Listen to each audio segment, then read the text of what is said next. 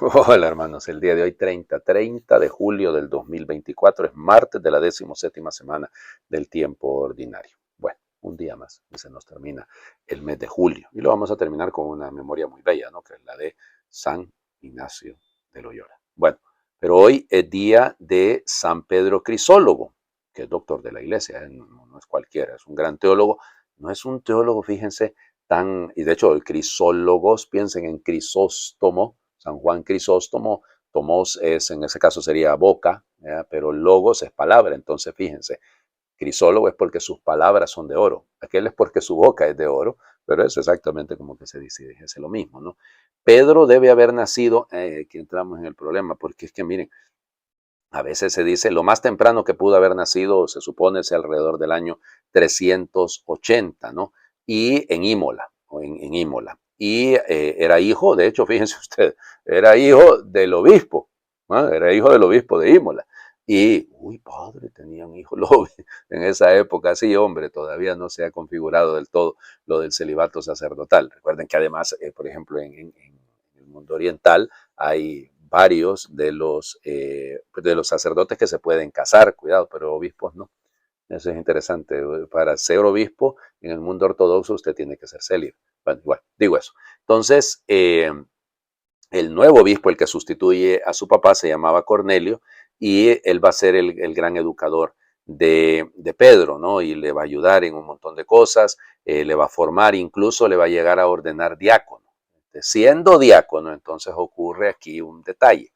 Muere el obispo de Rávena. Rávena en ese momento es la capital del Imperio Romano de Occidente, no es Roma. Roma es nominalmente, ahí seguía estando todavía el Senado, pero ¿cómo se llama? Es Rávena. Y entonces, acuérdense, todos los saqueos y demás cosas que han ocurrido, ¿no? Que van a ir ocurriendo en esta época de Roma. Entonces, muere el obispo de Rávena y al que nombran, no todo el mundo está de acuerdo. Y entonces hay una, llamémosle una comisión, si lo quieren así, que parte a Rávena, porque Imola queda cerca de Rávena, y entonces parte hacia Roma para hablar con el Papa.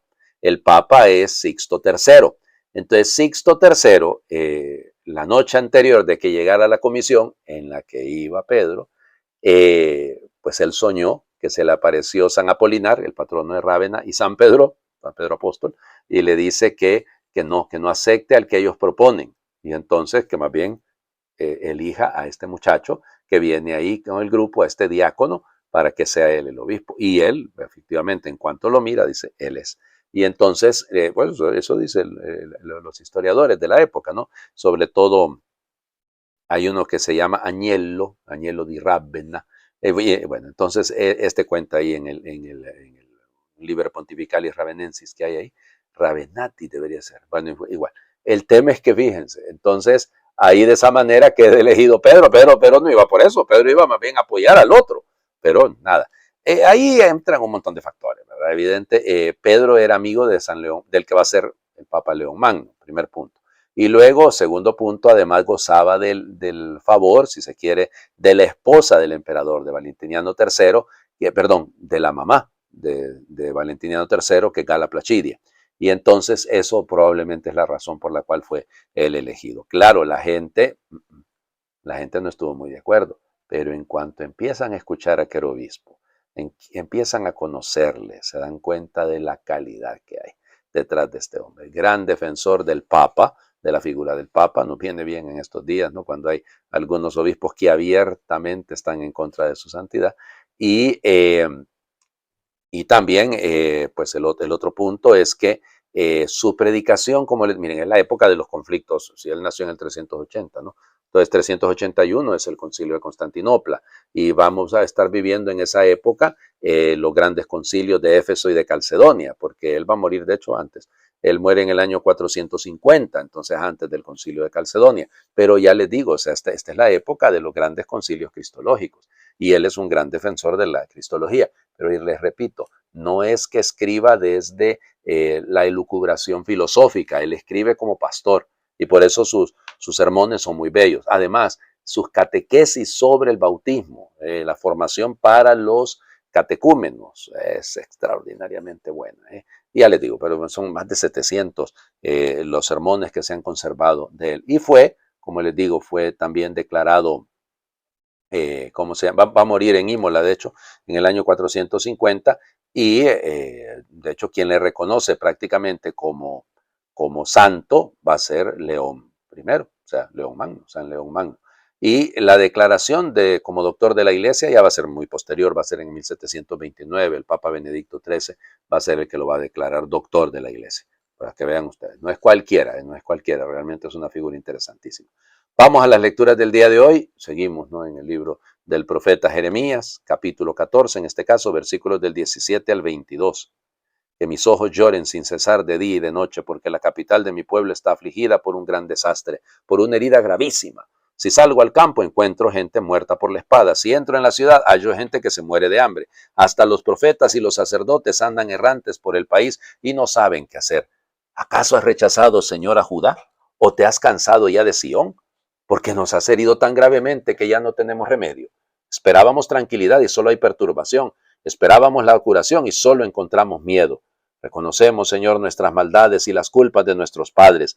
Hemos pecado contra ti. Por ser tú quien eres, no nos rechaces, no deshonres el trono de tu gloria. Acuérdate, Señor, de tu alianza con nosotros y no la quebrantes. ¿Acaso los ídolos de los paganos pueden hacer llover? ¿Acaso los cielos por sí solos pueden darnos la lluvia? Tú solo, Señor y Dios nuestro, haces todas estas cosas. Por eso en ti tenemos puesta nuestra esperanza.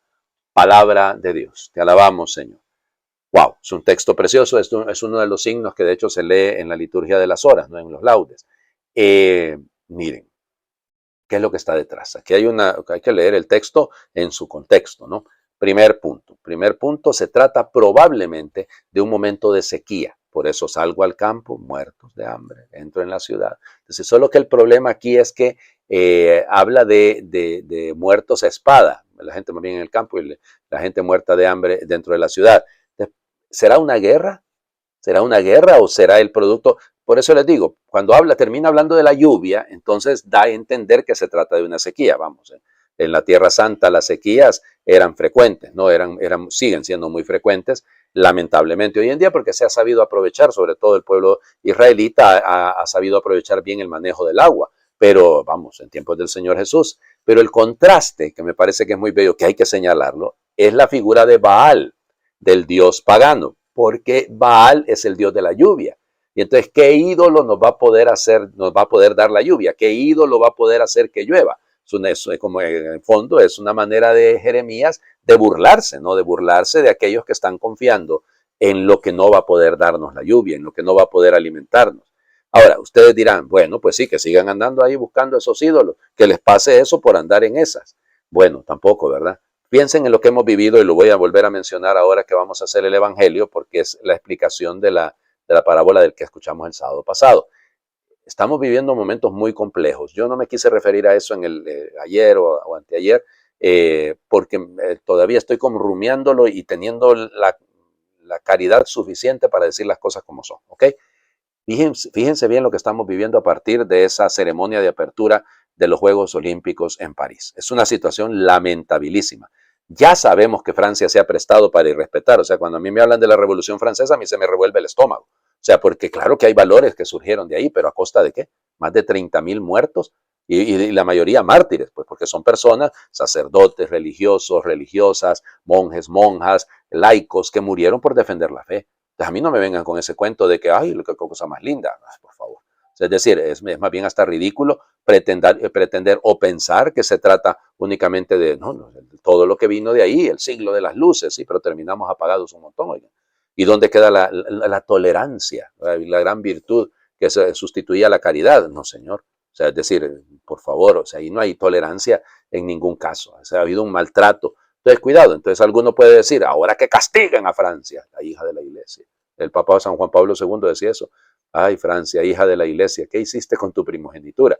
Y es cierto, porque Francia fue el primer país en el mundo occidental, evidentemente en el mundo oriental es Armenia, en el mundo occidental en abrazar la fe. Piensen en todo el imperio franco, ¿no? Los aulios, de todo, y que desembocará luego en el imperio carolingio. Pero eso es la mayor parte de la Francia, ¿no? Entonces, claro, eso es lo que duele, ver ese nivel de, ¿y por qué no atacan? Cuidado, no lo estoy diciendo como para que lo hagan, Sí, ¿por qué siempre es en contra de la Iglesia Católica? ¿Por qué siempre es en contra de lo que nosotros creemos? Sí, van a decir algunos, para que no se metan con los musulmanes, padre, porque eso les van a poner una bomba. Pero yo leí tantos mensajes en estos días de gente musulmana, de gente atea, incluso algunos de los musulmanes diciendo, ustedes cristianos, hagan algo. O sea, ¿cómo permiten que ocurran esas cosas? Interesante, ¿no? Ellos están esperando que nosotros, miren, lo que sí es cierto es que nosotros tenemos que actuar como actúa Jeremías, acompañando a un pueblo que está sufriendo. No es que en Francia se perdió la fe, no, hay un altísimo grado de ateísmo, hay muchísimos musulmanes, es cierto también, pero no todos los musulmanes son practicantes de su fe, hay que decirlo también, pero los católicos, los creyentes, tenemos que acompañarlos porque están pasando por situaciones muy, muy difíciles y tenemos que seguir bregando contra eso. Por eso les digo, lo voy a explicar ahora más con el Evangelio. Fíjense, Mateo capítulo 13, versículos del 36 al 43. En aquel tiempo Jesús despidió a la multitud y se fue a su casa. Entonces se le acercaron sus discípulos y le dijeron, explícanos la parábola de la cizaña sembrada en el campo. Jesús les contestó, el sembrador de la buena semilla es el Hijo del Hombre. El campo es el mundo. La buena semilla son los ciudadanos del reino. Las cizañas son los partidarios del demonio. El enemigo que la siembra es el demonio. El tiempo de la cosecha es el fin del mundo y los segadores son los ángeles. Y así como recogen la cizaña y la queman en el fuego, así sucederá al fin del mundo. El Hijo del Hombre enviará a sus ángeles para que arranquen de su reino a todos los que inducen a otros al pecado y a todos los malvados, y los arrojen en el horno encendido. Allí será el llanto y la desesperación. Entonces los justos brillarán como el sol en el reino de su Padre. El que tenga oídos, que oiga. Palabra del Señor. Gloria a ti, Señor Jesús. Ya les digo, el lunes que me tocó predicar esto, que acababa de pasar pues lo de los Juegos Olímpicos, lo de la inauguración, yo me quedé con la, y se lo dije a la gente, ¿no? O sea, la tentación es esta cizaña, pero la cizaña, evidentemente, a ustedes dirán, padre, pero ¿por qué no hubo la explicación ayer? Bueno, ayer porque era la memoria de Santa Marta, pero, saben, si no hubiese tocado leer ese evangelio, hubiésemos leído el evangelio de las otras dos parábolas, la del grano de mostaza, ¿ya? Y la de la levadura, ¿ok? Algo que hace crecer. Bueno, pero eso como que lo entendieron bien los discípulos. Lo que les costó entender más fue lo de la cizaña en el campo. Yo creo que a nosotros también nos cuesta, ¿eh? Nos está costando entender, padre, pero es que cansa esto, ¿eh? Tanto ataque, tanta calumnia, tanta mentira. O sea, es una cosa, a la iglesia la tienen de pushing back, ¿verdad? Hay que golpearla. Pues lo más grave es la cizaña adentro, oigan. O sea, no solo es que vengan de afuera los ataques, y adentro, gente vamos, que es cizañera, es cizañosa, yo no sé cómo llamar, ya, que ahí anda sembrando, donde está queriendo producirse un buen fruto, ellos ahí andan metiendo sus comentarios, sus calumnias. Oigan, es un nivel de enfermedad de algunos. En la carrera eclesiástica quieren ser obispos a costa de lo que sea, quieren alcanzar a ser párrocos a costa de lo que sea, quieren alcanzar a ser coordinadores de los grupos, pasándose por encima de quien sea.